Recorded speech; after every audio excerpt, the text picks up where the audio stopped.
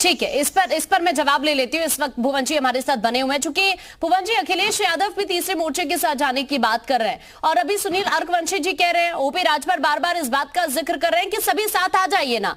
तैयार है समाजवादी पार्टी इसके लिए? देखिए आकांक्षा जी, समाजवादी पार्टी सामाजिक न्याय की लड़ाई को लड़ने के लिए लगातार जनता की अदालत के बीच में है।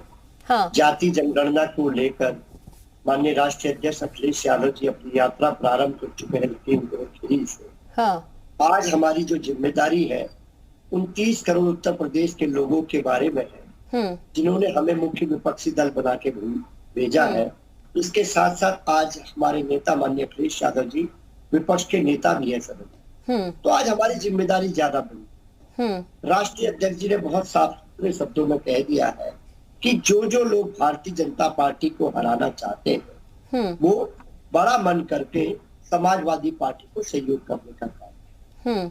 हम लोग निश्चित तौर पे लोकतांत्रिक व्यवस्था पर विश्वास करते हैं, संविधान बचाने की, लोकतंत्र बचाने की लड़ाई को लड़ रहे हैं, क्योंकि भारतीय जनता पार्टी जिस तरह से लोकतंत्र और संविधान को खत्म करना चाहती है।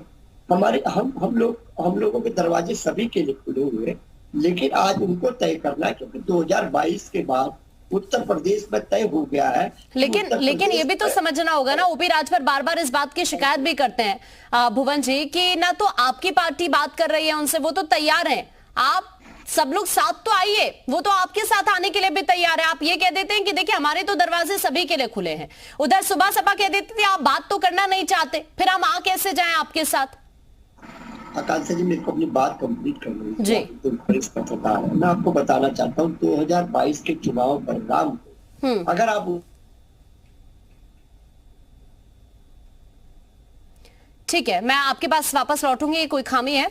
आरएलडी से प्रवक्ता इस वक्त हमारे साथ जुड़े हुए हैं। मैं वापस भुवन जी आपके पास लौटती हूँ, आपकी आवाज बीच में कट गई थी। इस वक्त अंकुर जी हमारे साथ जुड़े हुए हैं। अंकुर जी, आरएलडी का स्टैंड क्या है? बार बार बातचीत आपसे चल रही है इस तरह की खबरें, और अभी इस वक्त सुबह सपा से प्रवक्ता बैठे हैं सुनील जी, वो भी जिक्र कर रहे थे। आरएलडी कहां पर है इस वक्त?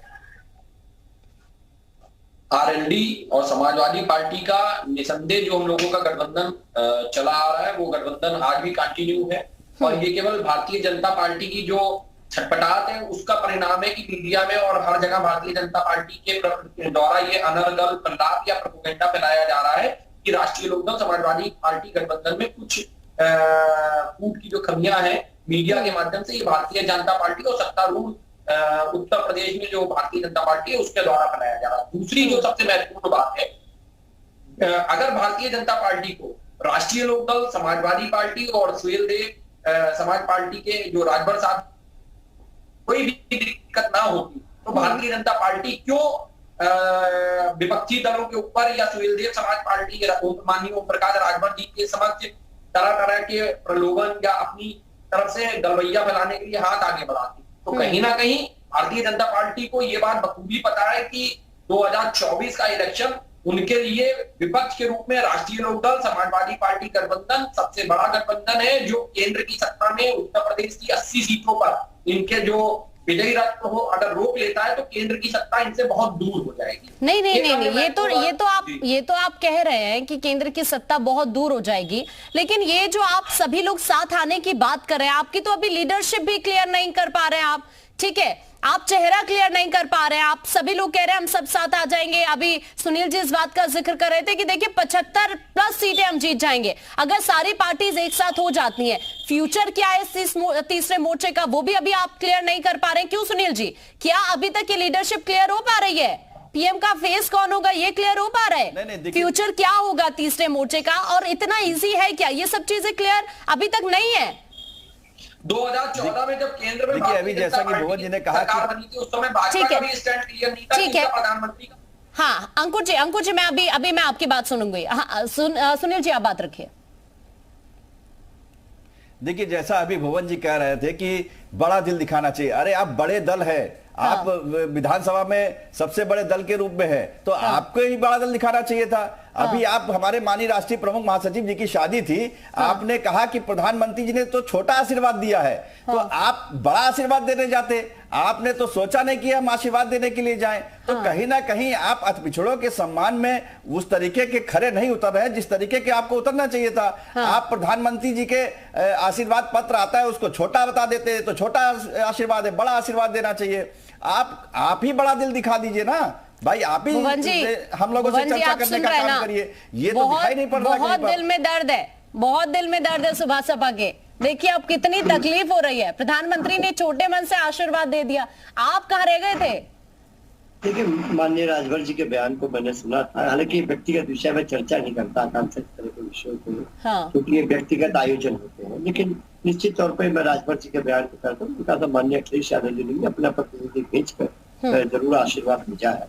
इस तरह का बयान मैंने माननीय राजभर जी का सुना। लेकिन आज जो बात पे आपने चर्चा चलाई है, मैं आपको इतना कहना चाहता हूँ, 2022 के बाद उत्तर प्रदेश में 2 पोल पॉलिटिक्स हो गया है। एक पोल में बीजेपी है, एक पोल पे कांग्रेस है। अन्य सभी दल किसी न किसी के सहयोगी होकर निश्चित तौर पे उत्तर प्रदेश की जो मुख्य लड़ाई है, लोकतंत्र को बचाने की, संविधान को बचाने की, सामाजिक न्याय की जो लड़ाई है, जाति जनगणना की जो मांग है, उस पर अपना स्टैंड क्लियर करें। और निश्चित तौर पे माननीय अखिलेश यादव जी का एक ऐसा चेहरा जिसके नेतृत्व में चुनाव अगर लड़ा जाए तो भारतीय जनता पार्टी की नफरत की राजनीति का अंत किया जाए। नहीं भुवन जी आप मतलब ये शादी वाला अगर हम कॉन्सेप्ट अलग रखें, इससे इधर अभी सुनील जी ने शुरुआत में एक और बात कही कि आप बड़े हैं तो दरवाजे आपके खुले, अगर तो आप ही क्यों नहीं आगे बढ़कर एक कदम आप आगे बढ़ा लीजिए, आप बात कर लीजिए सुभाष सपा से, तो शायद हो सकता है कि ये चीजें धीरे धीरे क्लियर हो जाए। क्योंकि सभी का साथ बहुत जरूरी है ना आप सभी के लिए, अगर आपको बीजेपी को हराना है। इस वक्त जो सिचुएशन दिख रही है पूरे भारत के अंदर। देखिए आकांक्षा जी, मैं निश्चित तौर पर इतना कहना चाहता हूँ, पार्टी ने राष्ट्रीय अध्यक्ष जी ने कहा है कि आप जो भी भारतीय जनता पार्टी को हराना चाहते हैं वो साथ में आए। निश्चित तौर पे जो पार्टी की जो हमारा हाईकमान है निश्चित समय पे सही समय पर सही फैसले लेने के लेगा। और निश्चित तौर पे हमारा राजनीति में कोई अस्पष्टता नहीं है।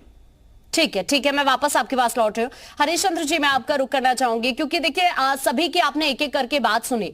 अभी सुनील जी इस बात का जिक्र कर रहे थे कि आप अलग अलग दलों को अगर देख लीजिए तो सबकी अपनी मजबूती अपने अपने क्षेत्र में, चाहे वो आरएलडी हो, सुभाष सपा हो, बसपा हो, समाजवादी पार्टी हो। लेकिन कहीं ना कहीं अभी सुभाष सपा का जो स्टैंड है भले ही वो क्लियर ना हो, लेकिन पूर्वांचल की बहुत सारी ऐसी सीटें हैं, आप जरूर इस बात पर गौर करेंगे हरीश जी कि वहां अच्छा खासा दबदबा सुभाष सपा का है। और अगर देखा जाए जो 14 सीटें आपने हारी वहां पर आप कोशिश भरपूर इस वक्त कर रहे हैं, लेकिन क्या नहीं लगता कि एक नेगेटिव यहां पर पॉइंट सेट हो सकता है अगर चीजें इसी तरह की हों जैसी अभी यहां पर सभी विपक्षी दल करने की कोशिश कर रहे हैं? हरीश जी, ये लोकतंत्र है, इसमें बहुत तरह की संभावनाएं होती हैं, लेकिन अल्टीमेटली मोहर जनता जनार्दन की लगती है। तो जनता जनार्दन ने इन सबको देखा, जांचा, परखा है। ठीक है, अपने अपने तरीके से लोग अपनी अपनी ताकत को बढ़ाने के लिए काम करते हैं। जो मूल बात है कि जनता के प्रति कितने जवाबदेह और उनके सरोकारों पर कितने प्रतिबद्ध अपने को प्रमाणित किए। भारतीय जनता पार्टी ने उसको पूरी तरह से 100% प्रमाणित करने का प्रयास किया है। ये गुड़ागणित राजनीति। अब आपको एक बात 10 सेकंड और लूंगा जी। गुड़ागणित, भाई मायावती से ज्यादा मजबूत वोट बैंक इसका माना जाता था।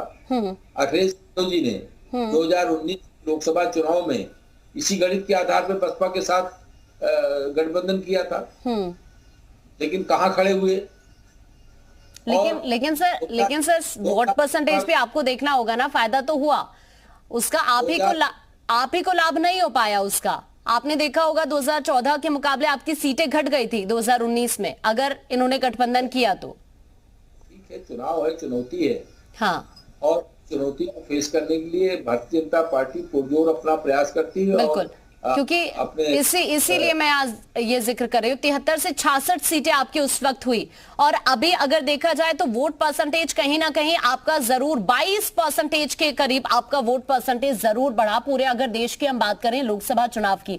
अब ऐसे में देखिए सभी के सामने एक बड़ी चुनौती है कि ये 22% जो बढ़ा है इसे कैसे ये सभी दल एक साथ आकर इसे ग्रैब करेंगे, एक बड़ा सवाल बना हुआ है। बहुत शुक्रिया आप सभी खास मेहमानों को हमारे से जुड़ने के लिए और इस चर्चा का हिस्सा बनने के लिए।